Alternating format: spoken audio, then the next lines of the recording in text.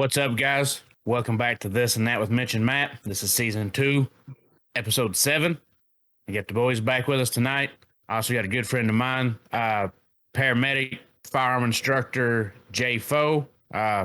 Known Jay now probably for about 14 years. Worked many 911 calls with Jay, shot many guns with Jay. But other than that, I know not just a firearm instructor. I also consider you a survivalist or a prepper. But as we talked earlier, I said, you know, when you call somebody a prepper, I think you think about like tinfoil hats and like digging like 8 feet down in the ground to dig like holes and bunkers for beans and shit, and that's not what it is at all. You get the storage container. Right, you know, you're out there with like a fucking little beeping device waiting on shit to go down, but that's really not what it is. So you've told me a little bit about what you do. So what do you do in your, that was kind of a dumbed down thing. What do you do in your words? Well, like you said, you know, I'm a firearms instructor for the Department of Criminal Justice Training, first and foremost. Also, I'm a paramedic. And I also work for the USCCA, United States Concealed Carry Association, and I teach 3 different levels there. Handgun, rifle, and shotgun, and there's 3 different levels of each, from beginner to expert. But as far as prepping goes, yeah, the biggest misconception is people think, like you said, that there's a bunch of people wearing tinfoil hats, digging bunkers under the ground, and that's not. I mean, there are people like that, but that's not what the prepper community is about. I guess being a prepper is just a title, but when you consider yourself prepared, it's more of a mindset and a lifestyle. I've been prepping now probably. I started in about 2012, but I really started doing it hardcore in about 2014. And what I mean by that is think Boy Scouts. Any of you ever been a Boy Scout? Briefly. No, sir. I was afraid for a bit. So do you even, any of you ever know do you know what the Boy Scout motto is? It's be prepared, right? Right. So, yeah. So that's what being a prepper is. It's not necessarily the tinfoil hat, storing beans and food away, but that is part of it. But it's not. Of course. It's the Doomsday Prepper show. That was crazy. I don't. But you're that guy though that people are gonna, you know, people's gonna talk some shit about and make fun of. It seems like because you prep and they get their knowledge from that show. Sure. Because a lot of people, that's the only knowledge they had was that silly ass show. Of course. So they're gonna talk some shit, and then until some shit actually happens, right? And then they're knocking on your front door for help.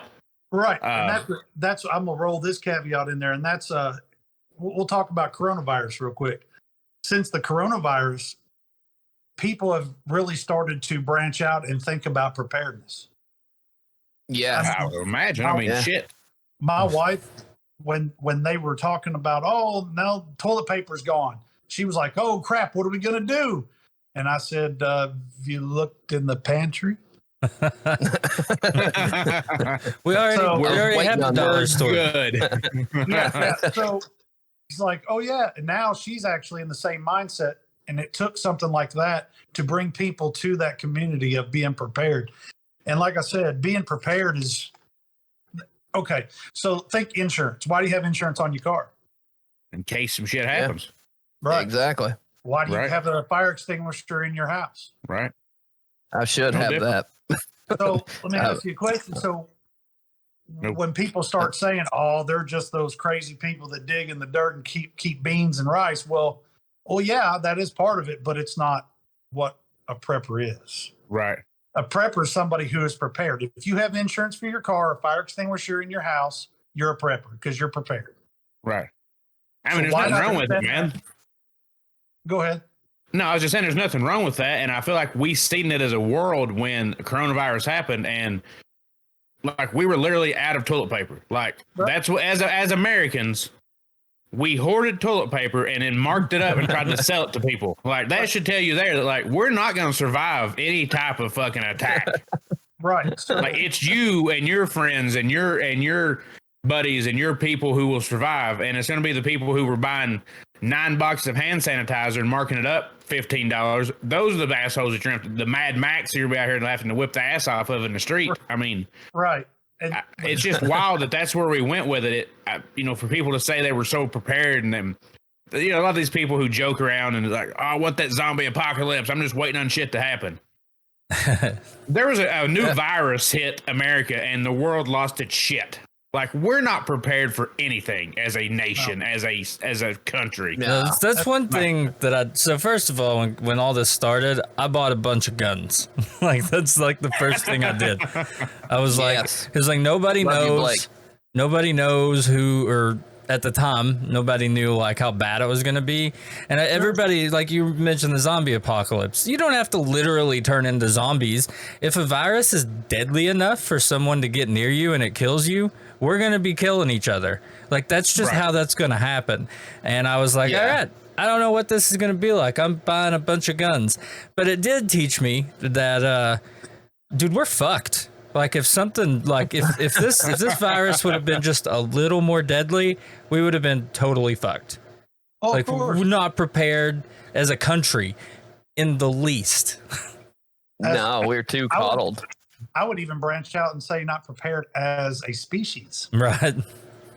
Yeah. Yeah, you're right. But you kind of got that going on, man, because we worked together in EMS now for a dozen years or more. So you not only are you prepping and being prepared for that, like as far as food, and I know you all work on like fundamental stuff. So you work on like fire starting and building shelters and the shit you don't think about, people don't think about. Right. But you also are a firearms instructor, so you can handle evidently plenty of weapons, and you're, defensive and offensive, whatever you need to do. But you're also been a paramedic for like 20 years or some shit, like old as hell. I've been a paramedic for 13. Well, Nice. Close enough. I've been longer than me. I've been one for like 10 years. EMS for 19. You're close. So you got it all. Like, so somebody like you who comes from that background seems to be that thing that you would want to be, who people gravitate to. And they do. You can. Right. I'm sure they do. I mean, that's kind of why we've got you. I asked you to come on the podcast because, this is very interesting to all of us, I think. And, man, I mean, it's not, it's not, 1998 outside anymore. Like, there's always some shit going on in the world. And I feel like we're one just bad thing from just complete chaos. And so when you talk about prepping, I'm just going to roll this in here real quick. So we're just normal people that are just taking extraordinary or extra normal steps to prepare ourselves for anything. And that anything could be a natural disaster. We live in Kentucky, so we don't have to worry about hurricanes too much, but there's flooding here. There's tornadoes. There's a potential for an earthquake. How much food do you have in your house if, say, the water gets shut off? Yeah. I mean, that's true. Think about that, man. I mean, ice storms. There's ice storms. So I was tested. Right. Yeah, I was that's cooking. That's a temporary problem. An ice storm's what? A couple weeks? You imagine if an earthquake, like an 8.0 hit in the New Madrid Fault, and Kentucky went into darkness for 3 months. And that's likely the only kind of earthquake we're gonna get, right? Like, we don't get little ones. when it happens, it's a big one. Right. Yeah. So I mean, natural preppers prepare themselves for everything, from natural disasters to civil unrest. And if anybody knows what's going on in the world, if they haven't lived under a rock in the last, 4 years, they know that civil unrest is getting closer and closer every day. I mean, it is happening. Yeah. Yes, I agree. Actually, I was kind of lucky during the ice storm and in the kind of beginning of the COVID thing. I'd started kind of getting things ready in December. It was kind of spreading through China, and I was paying attention to it. Mm-hmm. And I'm like filling the pantry up and getting some extra toilet paper, and I'm buying guns. And Caitlin's like, "You're a spaz." She's like, "You're freaking out." I was like, "No." I said, it may not be bad, but this may be bad. Like, it's not looking great. But I have a neighbor named, he's in the prepper community. He actually wrote a book. His name is Kenny Dietrich. And he likes us, so that's cool. Yeah. Right. So I'll let you know, and the benefits of the lifestyle is, I catch flack sometimes from other individuals that live completely different than I do. And the way I look at it is I'd rather have it, not need it, than need it and not have it. Yeah. 100%. Yeah. That's what I was going to say. Yeah. Just like Blake said, he didn't have guns, so he wanted to go out and buy some guns. Well, guess what?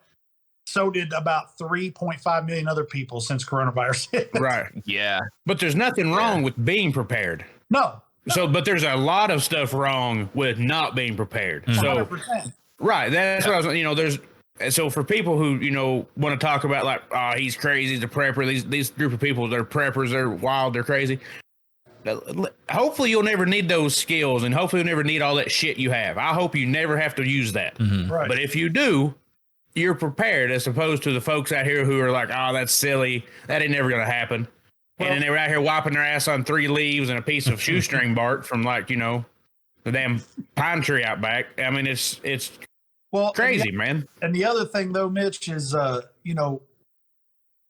a prep, if there's someone that truly is a prepper, and I'm not talking about the tinfoil hat wearing individuals that decide to pull themselves out of society, because I still go to work every day. I still have kids that go to school, all that stuff. So, but we don't exclude people if they truly want to learn how to prep. I'm an open book, man. Oh, no, that's what I was telling these guys. I'll talk to you at work, which is, if anybody don't know, we work together a few days a week. And so I'm always pulling a little bit of here and there out of you and asking you a lot of questions. And you've invited me out a couple of times, and it's just never worked out yet. So Is he the one that was shocking you? Oh, yeah, that is the dickhead that shocked me until my arm all twisted up. Yeah, I sent the boys that video. So sometimes we do some cool shit too, besides, prep, we just shock each other. It was wild, man. It just locked me up, and then I was doing this randomly, like I couldn't stop, like a surfer. Hang loose, man. Yeah, it was wild, man. So what got now? Paramedic EMS first? Is that what you did first? Okay. Yeah, what got you into just your love for guns? Get you into the firearm side? Well, I'll make an admission here. I was raised in a liberal household by liberal parents who were Democrats. Yeah. And until I got into college, I was a liberal. Yeah. And when I got into college and started working, I actually saw, I wouldn't want to say the truth, but I saw the light. So I kind of started seeing the world for what it was. I had the wool pulled off, and so there were some things that kind of got me steered more towards a conservative mindset. It's just one of those things that, I actually went into law enforcement first. Gotcha. And I ended up in EMS. So yeah, that's kind of like the way my progression too. Whenever I'm a convert. Yeah, I was too. I mean, I was pretty liberal, like, in my high school days and in my early college days. But it wasn't until after I'd had a family and, started getting into like, man, I really want some guns. And then I got those, and then I started kind of noticing that. But at the same time, the liberal that I was then is completely different than the liberal that exists now. Right. I mean, it's shifted a lot, because now I kind of see myself more as a libertarian, honestly. Yeah. I mean, kind of like a more, kind of like conservative leaning libertarian. Mm-hmm. But yeah, I mean, it's crazy just how much it's shifted. I mean, there's a lot of people that actually pine for like socialism and stuff now. I mean, back then, they were wanting, liberal, you wanted government to like help some, like, some of the misfortunate, yada, yada. But no one was, championing socialism. But now that's like, it's like 40% of the 18 to 24 crowd. So yeah, funny story is crazy. My stepson he's 11, so he doesn't know a whole lot as far as the world yet, but he's learning. Super opinionated boy and super smart. But when he has an opinion or a belief, it's a full on. You know what I mean? And so he was talking about socialism one day, and we kind of got in this little talk about it. Well, he cleaned his room and he made $10. He made that $10, and I said, "Hey, give me that $10," and I took it from him, and I broke it into nothing but ones. I gave his mom $3. I took $2. I gave his sister $1.50. I gave him back the change, and he was like, "What the hell?" He's like, well, I had $10. No, that's socialism. He's like, but she didn't do anything. I'm like, oh, I know. But the money you work for has to help her too. And he was like, what? But I cleaned my room. And I was like, oh, I know. But I didn't work today. I don't have a job. So I need a little bit of money. And he was like, that's not fair. And I'm like, oh, but that's socialism in a nutshell. And he Right. now he's like, I don't know about all that. Like, there's something fishy if you're taking all my money. My brother's a big Bernie Sanders supporter. Yeah. And he believes in everything is a right. Everything should be handed to you by the state. And I asked him, I said, so For today. when you go into a hospital, you just demand somebody to treat you without payment? He's like, well, yeah, it's all right. And I'm like, okay. So he's a welder. So I asked him, I said, come to my house. I need you to weld me up a trailer. Can you do that? He said, yeah. I said, well, I'll get all the supplies. I just need you to do the work. No, okay, that's no problem. I said, so it's free, right? He's like, no. I said, well, get the state to pay for it. I just need you to do it for me. Right. No. I said, yeah. It's all right. That's how it works. That's how it works, man. Yeah. It's funny that it's just like freedom of speech. Everybody wants the freedom until you don't agree with somebody. And then you're like, oh, they can't say that. You can't say that anymore. I'm like, let's free. Me and Matt, You just say it. me and Matt have talked extensively about that, and he knows kind of my thoughts on it. It's I don't like how people think in extremes. Like, I think a pure socialist society it's never worked, right? Like, it's shit. But there are things in our society that could be socialized, right? It's like you have like a handful of things, and I think everything else being capitalist is probably right. There's a mix of things that could happen, but I think like all the way one way or the other, probably not gonna work out that great. Oh, well. Yeah. So have you ever done any research on the socialist countries? I have people that are for pro-socialism. They always say, oh, well, think about Denmark. Then I said, well, first of all, they're homogeneously ethnic.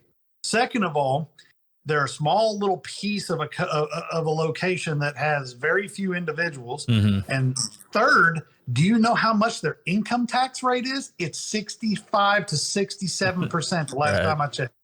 So 67 cents for every dollar you make goes immediately to the government. Then tax rate is like not income tax, but when you go buy stuff, your sales tax is like 27%. Mm-hmm. That is crazy. That's insane. Yeah. So, okay.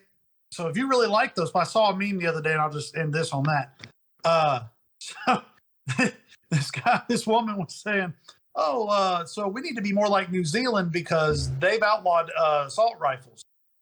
Well, fucking move to New Zealand. Yeah. Did they check out the actual compliance rate of that? Right. But like no one's complying with that at all. No. I mean, they passed a law that no one's following. Well, that's a totally different problem too, right? Because that's a deep rabbit hole. Because the truth is that we know guns aren't the problem. They're a symptom. The way they're used is a symptom. They say gun violence. Right. Gun violence. They never say bat violence, knife violence, car violence. Yeah. It's always gun violence. Like we're a violent society in America. That's just, and we have to figure out why. That's human is the weapon. Right. The human being is the weapon. I mean, it is the exact thing that you hear people. And I know it's cliche and corny, but it's like if you took a spoon away from me because I got fat. Well, hey, he can't eat all that ice cream if you take the spoon away from him. I'll still find a way to eat that shit. I got hands. I'll make a spoon. Don't worry about that. Right. Like Oklahoma City bombing. Oklahoma City wasn't done with guns. It was done with fucking fertilizer. Yeah. Yeah. I mean, when you realize it's not like guns don't kill people, people kill people. That's true now. Yeah. It'll be true in the future. It's always going to be true. It doesn't matter when I... Yeah. The Tasarnia brothers did it with a pressure cooker and a box of nails or something. Right. But do you know what happened with the Pulse nightclub years ago? The guy shot up. Okay, so we'll just pretend that guns don't exist. He was still hell-bent on killing people. What says he can't take his driver's license, go to a U-Haul place, rent a truck for $20, wait till the nightclub gets out, they're all walking across the street, and he just runs through them? I mean, we've seen it. We've seen it in protests. That would have probably... That would have been more carnage that way as well. Yeah, and Right. anything you can do with like an AR, you can get pretty close to it with a 10-22. Like it's not. It's not like you're doing a whole lot by attacking one thing. You do the same thing with like pistols, right? Like they're bullets, man. They fuck people up. Like it doesn't. Like 90% of all homicides are done with handguns, but yet they want to go after like the scary looking ones that account for less than 3%. That's like, because they're assault rifles. 3%. They're ARs, you know. So assault rifles. Do any of you know what a Remington Woodsmaster is? Mm-hmm. An old semi-auto like Deer rifle. like deer rifle. hunting rifle. Yep. 30-06. Yep. Fast as you can pull the trigger.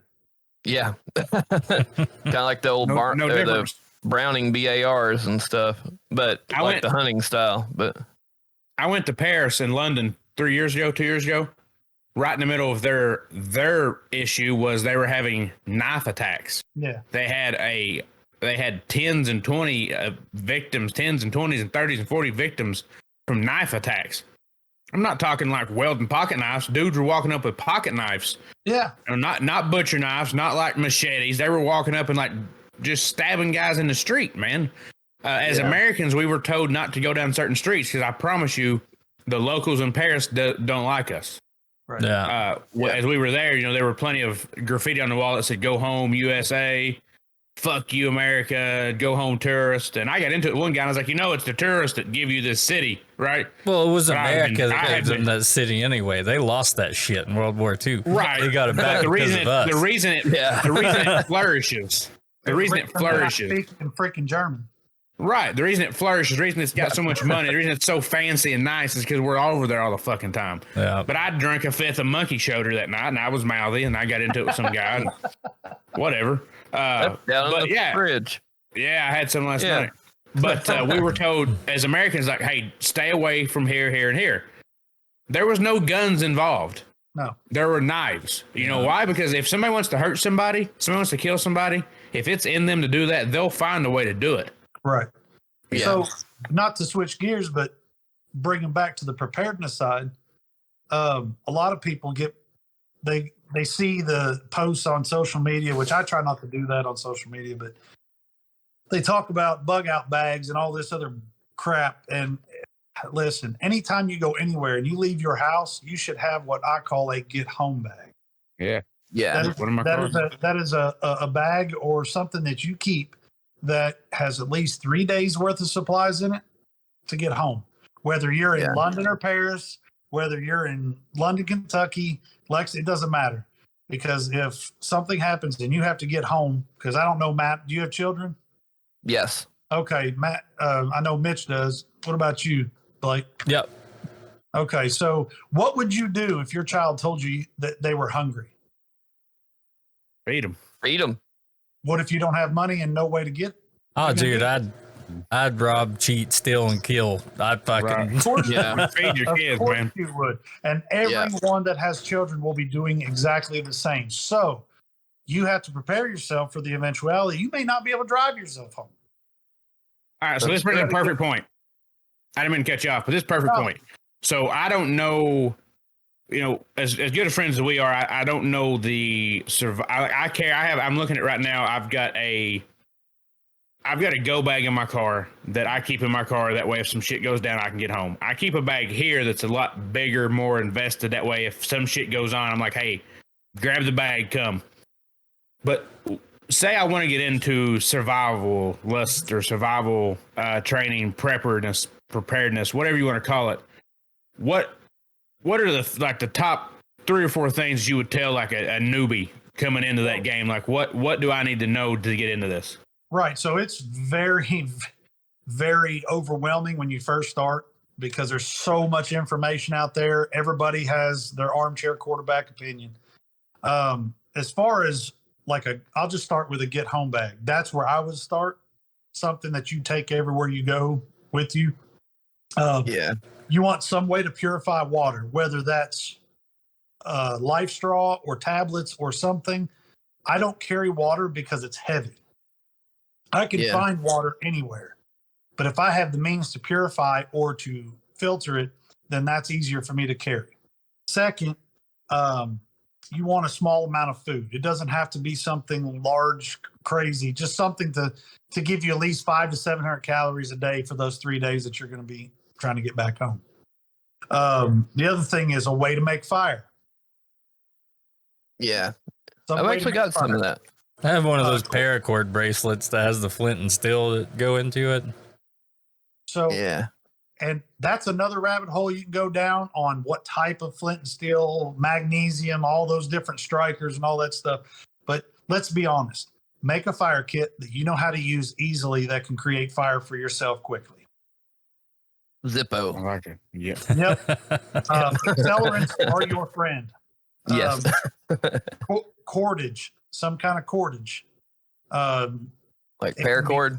Yeah, paracord, kite string, whatever you got. Get some cordage. Yeah. Think about extra change of clothes, and I only carry one extra change of clothes because I can wear the same clothes for 3 days. That's right. Yeah. I already do that anyway. Right, but that's nasty. Anyway, Listen, I feel real good right now because I got a bag over here. I carry a few medical supplies, gauze, a SAM splint, bandages, things like that. I've got some rope and some paracord in there. I carry the extra magazine to my concealed to carry pistol I carry in there. I also carry, it's got about 3 or 4 protein bars in it that, because I feel like that's high calorie, good, something I can just eat and grab and go. right. It's got a lot of shit in it. It's got it's got a Zippo lighter in it. It's got lighter fluid. It has just random things that I know. I'm not really good at those striking like shit together, but I can pour some lighter fluid on some kindling and I can start a damn fire and I'll warm your ass up. Right. So saying that makes me feel like I could get through 6 hours till you came and saved me. I'm not gonna lie. I'm calling you the minute it happens. I'm coming. Some of the other things to think about too, like you said, a first aid kit, and you don't even want to see my first aid kit. We'll just leave that alone. Paramedics' first aid kits is a lot more extensive than everybody else. Matt got to see us firsthand when he blew his thumb off last year with a crossbow. But it came in handy. I popped my trunk. I was like, I got you. Like, we can get this. But extra batteries, flashlight, over-the-counter medicine. What if you, like Mitch, throw your back out? Now you're in pain. How are you going to get home? For sure. Yeah. Ibuprofen, Tylenol, aspirin. What if you get the shits? Yeah. Nothing worse than being like end of the world and shitting on yourself at the same time. Yeah. Imodium, heartburn medication. Just make a quick little go-to med kit that's got all those meds in it that you would take in the event of an emergency. Throw that in there. It doesn't have to be huge. It doesn't have to be heavy, but it's for your individual peace of mind. And I think if you're listening to this podcast, like those things that Jay just said, it's not like crazy 10 full type shit. That is just, it's no different than you taking a vacation to the beach and preparing a bag of what if my kid gets sick? What if he needs some Benadryl? What if he needs a stomach ache? What if he cuts his leg? It's the same shit. Like, this is stuff that we all should have in the back of our car. I don't carry a change of clothes. I do carry, though, 2 pair of socks. There's nothing worse than getting, like, wet feet. I'll wear the same shit. I'll wear the same shit all week. I don't care. But I'm changing my socks at some point. It is overwhelming when you look at it, too, because there's so much shit out there. It's like you look at, like, the cold steel stuff. They have, like, the Bushman knives where the handles are hollow, so you can store stuff in them, or you can stick a stick up in it and use it as a spear, and you see all that different stuff, and you're like, oh, man, I need that. I need that. Right. So and I need that. That brings me to my next thing is a good blade. I don't care if it's a fixed blade or a folding knife. Get a good quality, good made blade. It doesn't have to be a freaking Rambo Bowie. It can be a 3.5 inch to 4 inch folding knife. As long as it's good quality, it's sharp, you'll be good to go. Yeah. Also, self-defense items. Exactly. Self-defense items. A lot of people laugh at pepper spray, but I carry it. I mean, not on my person every day, but I have it in my bag. Yeah. And it's not necessarily for spraying somebody, but what about a rabid dog comes up on you? My fire. No, never mind. We're good. I heard my fire alarm going off. I was like, what the fuck? We're talking about preparedness. My fire alarm's going off. Self-defense items. Consider baton. They're lightweight, easy to carry. And then, of course, like Mitch said, your concealed carry handgun or firearm that you carry every day, throw an extra mag or two in your bag with you. Yeah. I think the biggest thing to take away is Blake is exactly right. It is overwhelming. I do a thing is I go to Walmart a lot. I think we all go to some type of store like that all the time. And I know it's not the ideal place maybe to think about survival when you go to Walmart, but they got a nice little aisle there that has things that you may need. So every day I go, I pick up one item, whether that be bug cream, because that's just you're out and you get bit. It's just annoying. Or it is a bug. I thought you said bum. Oh no, just bug. No, not bum, not ass cream. Some preparation H. Right. It could be useful too, though. Right. Yeah. But I pick up something every time I'm there, whether it's maybe it's a poncho or it's one of those fireproof, shields, those blankets, or it's a different knife. I pick up one item. Little the other day I picked cups. Yeah, I've got those on right hooked on the side. The other day I picked up those windproof matches that will always light. They were $3. So I've got a big, huge backpack full of shit that my wife knows, like, if for some reason shit ever goes wrong, if you don't take anything else, you take the kids, the dogs, and you take that green backpack. I don't give a shit about anything else. We'll be all right. You get started for almost nothing, right? Like you grab a box of Ritz bits, a couple pairs of socks, and a roll of toilet paper and throw it in your car, right? Right. How much better are you off than the next guy who don't have that stuff? Right. You know what I mean? Always get into the mindset to learn something new every day, too. I've spent better part of a decade researching this stuff, but I still find every once in a while someone will give me one little tidbit that I didn't know before. Like, for instance, this past week, I actually follow a page on Facebook called The Casual Prepper. Mm-hmm. And one of the ladies on there was like, why don't, when you go to the store, buy those candles that you can't blow out? Oh. I was like, I never thought about that. You know what? That's a damn good idea. Yeah. Like the birthday candles?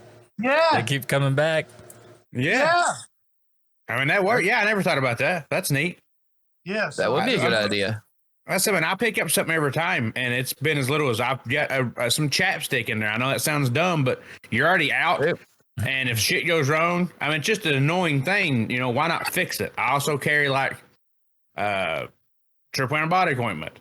I've got, just the most random. If you open this bag, there's just the most random shit, but it all would have a purpose and place at some point. Right.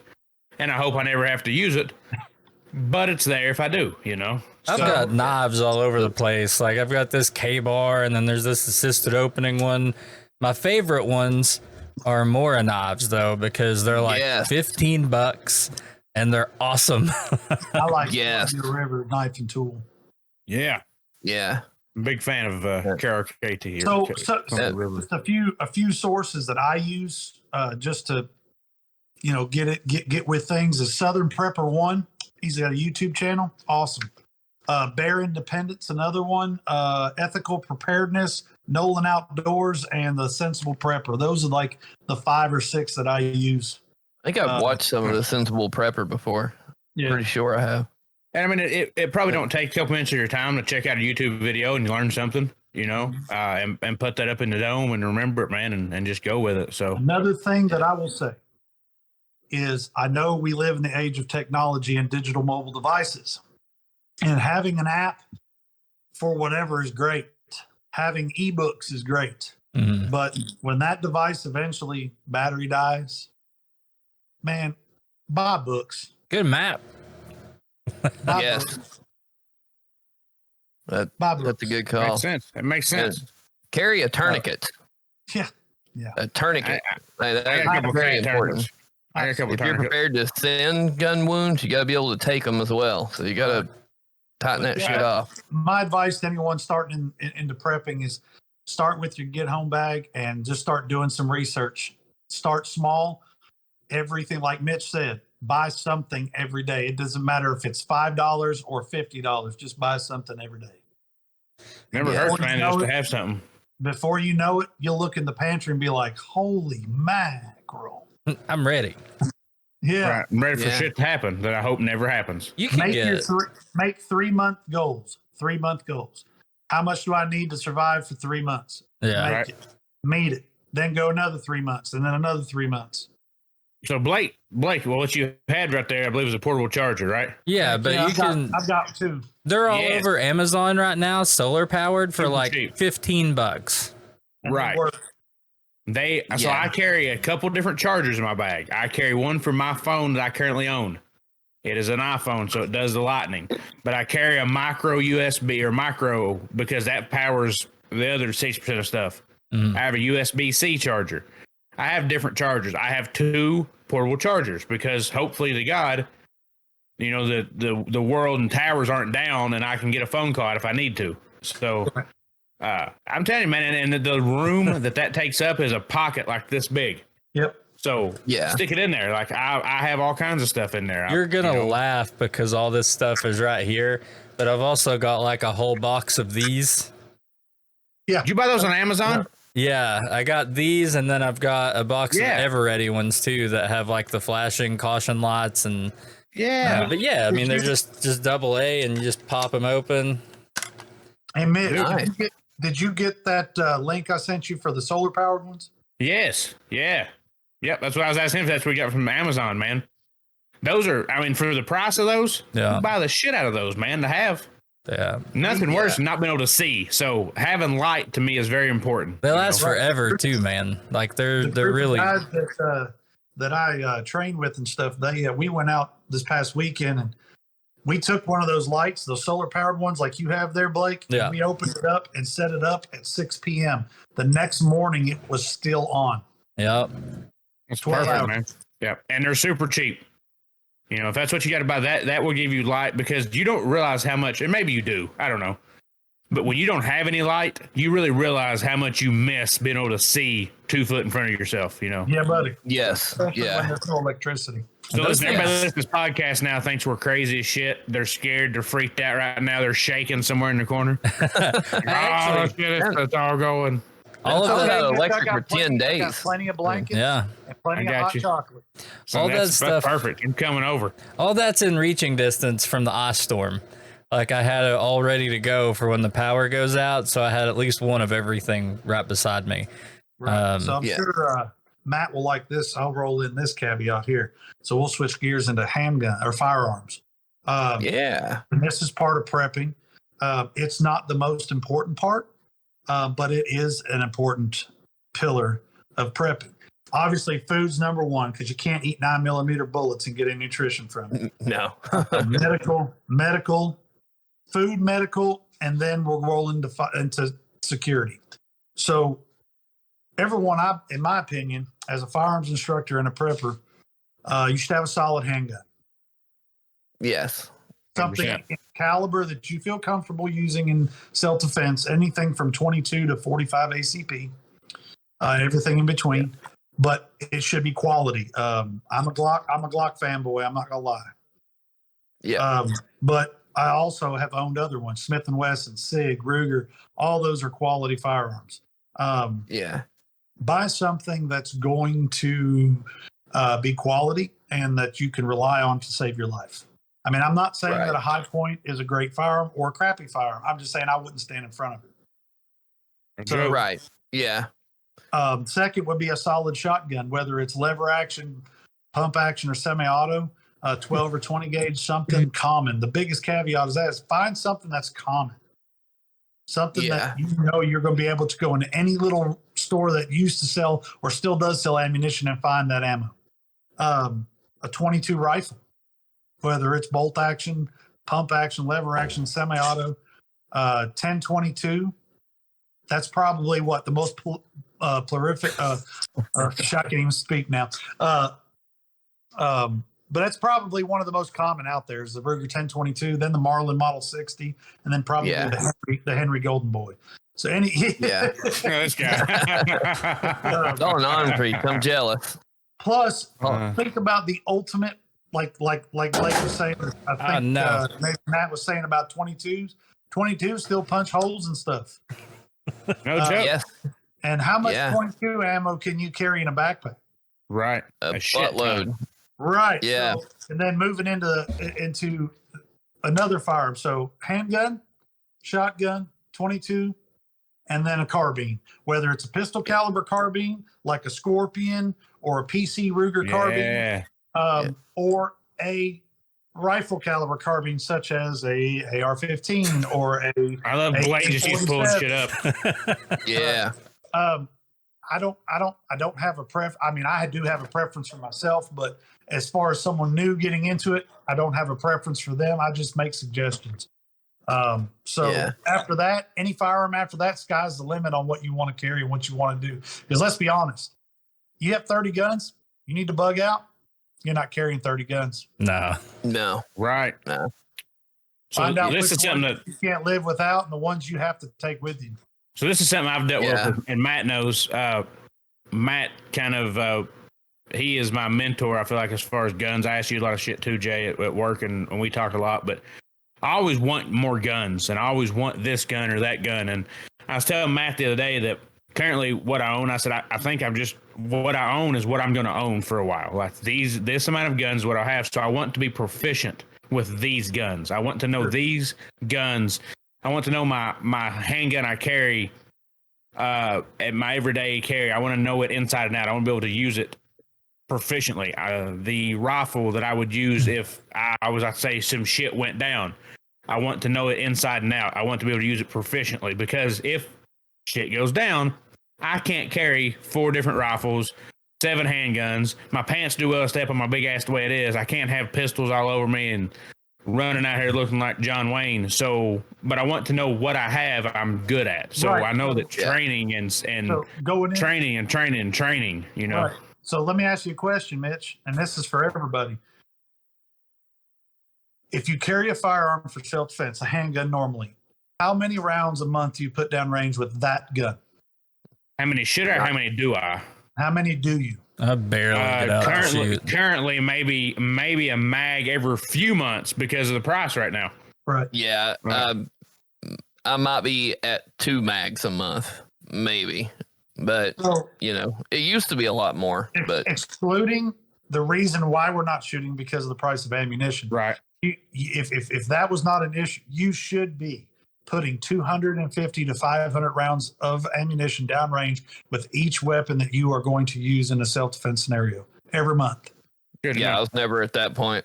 That's a minimum. That's a minimum. Actually, about 10 years ago, I was probably at that point. I shot a lot. We then. shot a lot in Brenniger. Yes. Like Yes. a lot. So Yeah. also, I understand, but the prices of ammo stuff's hard to come by. So that's why I've shifted. I have a Glock 44, which is the same size as my Glock 19, which is what I carry every day, and it shoots 22 long rifle. And I have a Smith & Wesson AR that shoots 22 long rifle. Battery bar Nice. is the same. Everything is identical except for caliber and recoil. So that's what I've been training with. Yeah, So that's this- perfect. Yeah. Those 4 that I pulled out, that's what I kind of keep close. That's what I would take with me. There's a 357 mag. There's a 12 gauge, and then there's the AR. The one that I would probably go to, though, is that little one, the little 22 with the scope. It has 3 different barrels that you can switch off. One's a 410, and the other one, I can never remember. It is 243? 243, yeah. Yeah. Okay. So Yeah. think about this, Blake. There is a set you can buy for a 12 gauge single shot hmm that comes with a bag, and in the bag it has inserts that go into the 12 gauge that have different calibers. Oh, yeah? Yeah. So a friend of mine bought one, and of course, he has the 12 gauge single shot, and it has a 20 gauge insert, a 410 insert, Mhm. 357 38, 9mm, 45 long Colt, 44 Magnum, 45 ACP, and 22 long rifle. That's pretty cool because that one is also single shot. Like you can switch out the barrels, but you still got to pop the barrel down and load a new round every Right, time. so So this, you just open the gun and slide the collet in, and it has a barrel in it already manufactured into Yeah. the insert. Yeah. that's Damn, cool. that's sweet. That's neat. That's Yeah. something It's that- really neat. Yeah, I've never really thought about owning one of those till just now, but that sounds very convenient to have. Yeah. I mean, if Now- you just now I it want one. all conveniently fits in a little bag that slides into a backpack. Yeah. And I mean, you'd be using the 12 gauge single shot anyway. Right. Yeah. That's not ideal for self-defense, but if you were going to, I don't know, small game hunt up to large game hunt. Yeah, it'll We've- get it done. So we've covered a lot of, I think, as far as like self-defense, guns, and ammo. I guess if you're against guns, you're against all this. The only thing you got left, man, is some straight up old like hand-to-hand combat. I don't. Man. Well, Blake's trying to kill everybody last night. I say that because we always like to hit on this. I know last night me and Matt hung out together a little bit.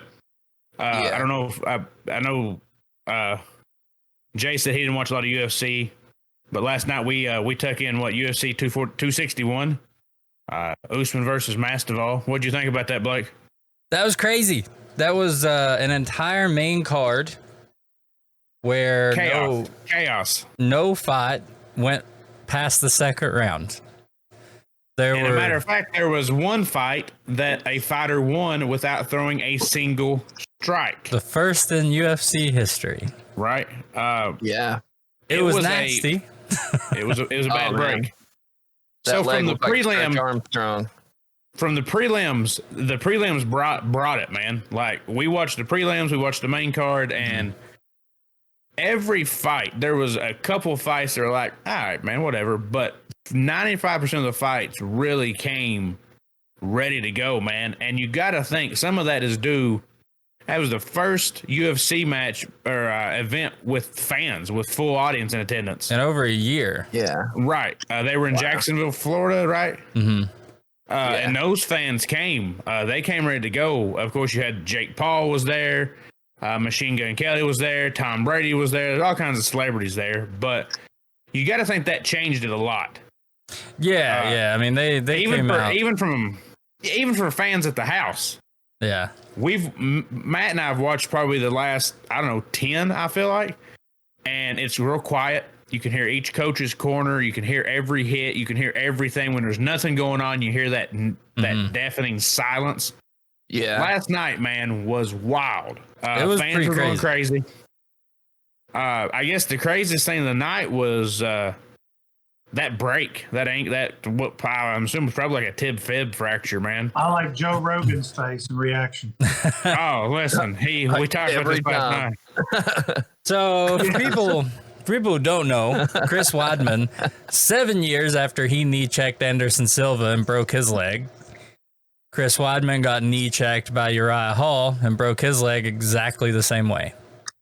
Quick. Yeah. There's the last two I'll show times. this to you tomorrow, Jay. It was wild. That sound.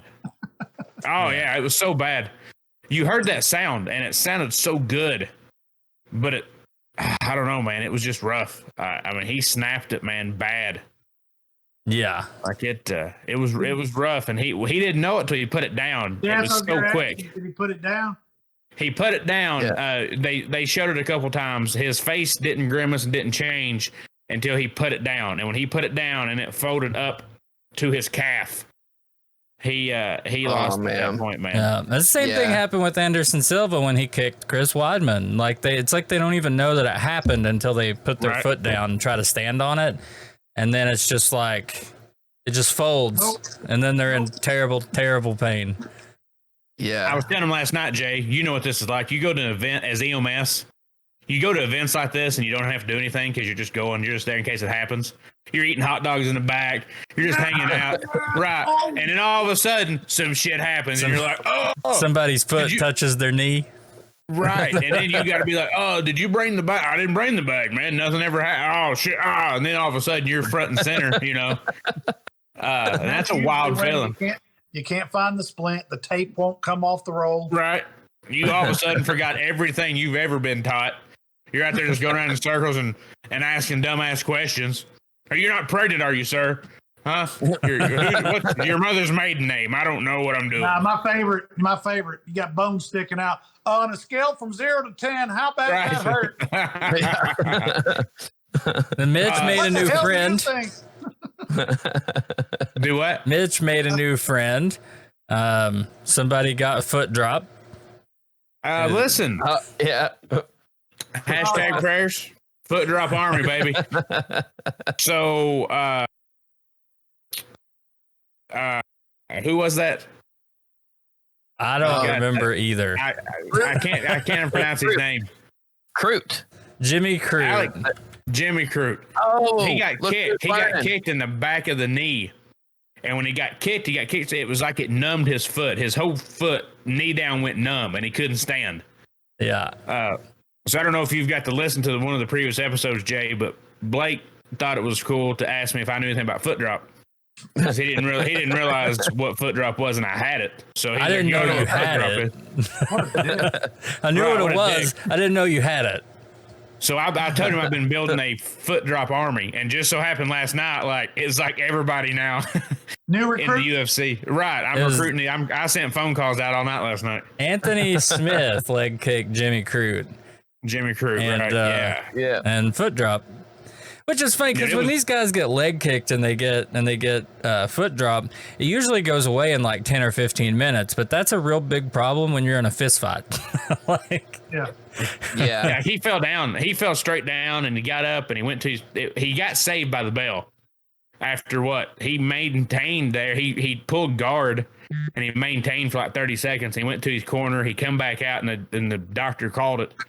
He tried to walk, like hold it together, but then his foot just rolled, and the doctor's like, no.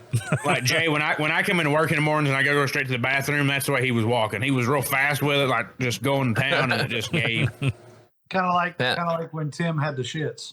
Right, just like that. grab it and growl.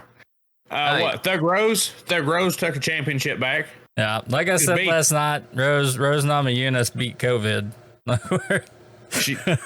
Listen, I was with Matt. I called that fight. I told him. I said, dude, it's gonna happen.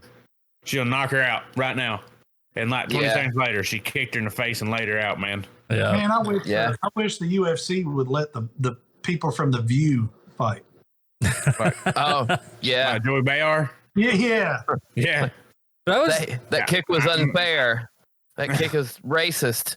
Why are you kicking like that? Why did he have to kick? Why didn't he kick in the air? Oh my God! Why did he punch him in the face? Couldn't he have punched him in the arm? Yeah. She's going to try to fix America, but hasn't figured out gravity yet. I mean, But no, Rose. I told Mitch before that fight started. I was like, Rose is the only 115-pound girl that knocks people dead. Like she puts people in the shadow realm, and she did. She did. She beat Weili Zhang, and she's the new 115-pound champion. Then you had Kamaru Usman versus Jorge Masvidal. So listen, I'm a big Masvidal fan. I've always been a Jorge fan because dude is just a straight scrapper. He likes to fight. He wants to throw fists. He's been fighting for 20 years. He started in the background or in the backyards of like Florida. Like everyone's talking about Kimbo Slice, and that's all good and fair, but like Jorge Masvidal was fighting in those events with Kimbo Slice. Dude, he got slept last night. Bad. Knocked the fuck out. He got knocked out so hard. Blake was right. It almost blew his ears off his head, dude. He got hit so hard. Do you see like the spit cloud? No, he had. I don't know about rules. He zigged when he should have zagged, and he took just a simple 1-2 combination. He took a right to the side of the face, man, and it liked to have just. So, I don't know, dude. His soul left his body. So it looked like a Rocky punch. That when you punch and all that spit and debris, just like big old like cloud of it, and then their face like shakes back and forth. Yeah. I mean, it looked like Hollywood Rocky getting punched. I mean, it's rough, crazy. That the sweat still holds the shape of the head. Yeah. Yes. It was rough, man. Exactly. But Blade described it best, man. You tell these guys, you trying to tell me kind of what happened as far as like what Usman threw there was just a simple combo, man. He just threw a 1-2, just a jab straight, and he just caught him. And that's not a knockout combo. That's like just let you know I'm here, kind of like. You get lucky, but last night it was a powerhouse. He punch. threw it like a knockout combo. That right hand came through like a piston, dude. The three hammer fist after Jorge was down didn't probably help his case any, but did you did you see Usman at the post fight when they asked him about that? They were like, "How about those extra shots?" He's like, "I don't know what extra shots you're talking about." He's like, "But I will say they're super necessary." Listen, I mean that rivalry wasn't really a rivalry. It got built up bigger as it went. But there was a lot of respect into that fight. And I liked Jorge coming out and just basically saying, "Look, dude, he beat my ass. Yep. He had my number. There's no excuse. It sucks. It happened in front of my people, my hometown, but he laid me out cold, man." And he did. Like, Masvidal got up and was like, "What happened?" And they were like, "You got knocked out." He was like, No, what happened?" They're like, "You're on the ground. You got knocked the fuck out, dude. Like, lay down for a second, hang out." What makes that impressive is the achievement is Jorge Masvidal has been finished twice before that in his entire career. He's been knocked out once. Fights. He's been knocked out fights. once before the UFC, and then he got caught in a choke in the UFC. Yep. The only two times he's ever been finished. And he knocked him out. His soul left his body last night for a split second. Yeah. Like, he got hit so hard, man. But you're right, dude. Last night, that was a good card. Like, all around, was an excellent card. You had Cowboy Oliveira. Mm-hmm. I hated to see him get beat because I'm a big fan of his. There was a lot of animosity in that fight for whatever reason. I don't know. I know boy won the Brown? fight. Was that against Brown? I don't remember who that was against. I don't know. But he was just like, Brown or something. He was like, "Just come to my Twitch and I'll tell you what it was about," or something. But yeah, it was Randy Brown. Yeah. Randy Brown, yeah. Oh, so it was shit. Well, Matt is schooling the UFC. I'm learning. He's like, "How many Cowboys are there?" Right. There's two Cowboys. I don't understand them. Yeah. I knew the other Cowboys first. You just need to drink more. You need to drink more. You were drinking last night. You need to drink more. That's how we'll get this down. You'll know all this shit we're there with. Yeah. I'm getting the hang of it. But 261 was good, man. It was good. There's some good cards coming up, but last night was an excellent card. I think everybody came to fight. They definitely put on a show for the fans.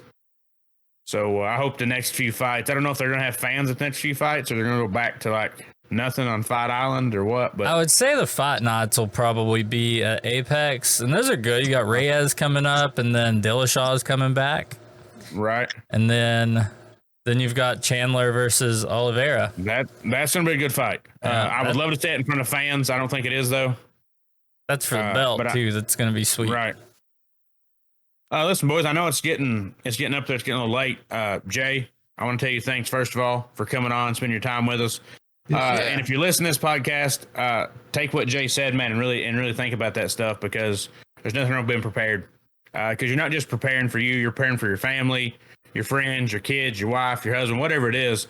You know, I'm not telling you to go here and like we said, get a tinfoil hat and think that dig your rabbit hole conspiracy theories and do all that. But being prepared with some just stuff you'll need for 3 months, for a week, for whatever it is, do something. You know, if it's put a protein bar and some toilet paper in a backpack with a rope, do it. Do something so you're not out there all by yourself, depending on people like Jay to drag your ass to safety when it all is said and done. Yes. Yeah. Other than that, thank you guys again. We are at almost 8,000, right? Is that where we're at? We're close. Somewhere between 7,500 and 8,000 downloads. We broke straight through 5,000 in the last month. So that is a huge accomplishment for us. In the last 30 days, we slayed through 5,000, and that is all thanks to you guys. So we appreciate everybody who takes the time out to watch and listen to us. Like Blake always says, that allows us to have better guests, to put on better episodes, to do better things, to get Matt drunker so he knows more. It's working out well right now. We need it. We need it. Need the funding. We got YouTube, Twitter. Three of you guys out. We got to get all three of you guys out. Let's do it. I'm ready, man. Yes. I'm ready to shoot some and do it so we can test our survival skills. I still haven't shot my AR.